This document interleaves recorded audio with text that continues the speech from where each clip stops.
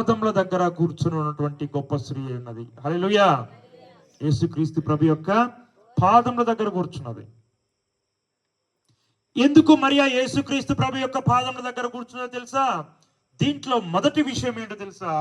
యేసుక్రీస్తు ప్రభు రావడమే గొప్ప విషయం ఆ ఇంటిలోనికి.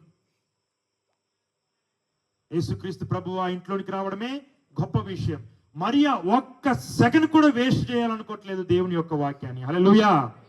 మరియా ఒక్క సెకండ్ కూడా దేవుని యొక్క మాట, ఆయన నోట్లో నుంచి వచ్చే ప్రతి ఒక్క మాట వినడానికి, క్యాచ్ చేయడానికి వెంటనే తన పాదముల యొద్దనే కూర్చొని జాగ్రత్తగా దేవుని యొక్క మాటలు వినుచుంది మరియా.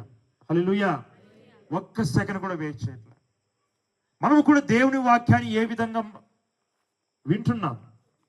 కొందరు ఏమనుకుంటారంటే ఆదివారము పాటల వరకు ఉండి మనము ఇంటికి వచ్చేద్దాం, పాటల వరకు మాత్రమే ఉండి ఇంటికి వచ్చేద్దాం అనుకుంటారు. కొంతమంది ఏమనుకుంటారు, ఒక గంట తర్వాత పాటలు అయిపోతాయి, పాటలు అయిపోయిన తర్వాత వాక్యానికి వెళ్ళి వాక్యం విన్న తర్వాత రావాలనుకుంటాం. అనుకోవట్లేదా?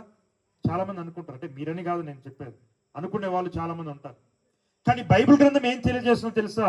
మరియా తన ఇంటిలోనికి వచ్చినటువంటి యేసుక్రీస్తు ప్రభు వారికి ఏం చేస్తుందో తెలుసా? ఒక్క నిమిషం, ఒక్క సెకండ్ కూడా వృధా పోకుండా ఆయన మాటలలో ఒక్కటి కూడా మిస్ అవ్వకూడదు అనుకున్నది దేవుని వాక్యాన్ని. అదే విధంగా మన సంఘాల్లో కూడా దేవుని వాక్యాన్ని మనం వినాలి.